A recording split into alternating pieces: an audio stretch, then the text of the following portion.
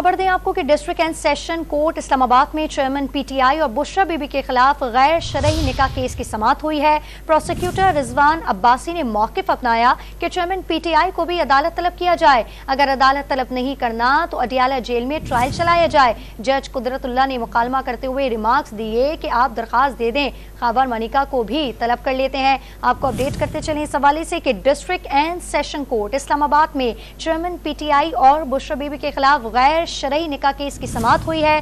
Prosecutor Rizwan Abbasi ने मौक़िफ़ अपनाया है कि चेयरमैन पीटीआई को भी अदालत तलब किया जाए। अगर अदालत तलब नहीं करना तो अडियाला जेल में ट्रायल चलाया जाए। जज कुदरतुल्लाह ने मुकालमा करते हुए रिमार्क्स दिए कि आप दरख्वास्त दे दें, खबर मनिका को भी तलब कर लेते हैं। मजीद तफसीलात जान लेते हैं डॉन न्यूज़ के नुमाइंदे उमर मेहताब बर्नी से। उमर बर्नी, मजीद क्या पेशरफ्त सामने आई है, केस में आगाह कीजिएगा। जी बिल्कुल, सिविल जज कुदरतुल्लाह ने चेयरमैन पीटीआई और बुशरा बीबी के खिलाफ गैर शरई निकाह केस की समाअत की। दौरान समाअत अदालत ने शेर अफजल मरवत के आने तक इंतजार करने की हिदायत कर दी।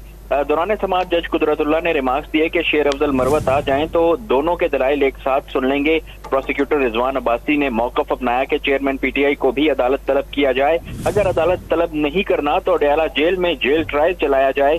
प्रोसिक्यूटर रिजवान अब्बासी ने मजीद कहा कि सुप्रिंटेंडेंट अडियाला जेल को नोटिस कर दें, मैं भी चीफ कमिश्नर से दरख्वास्त कर दूंगा।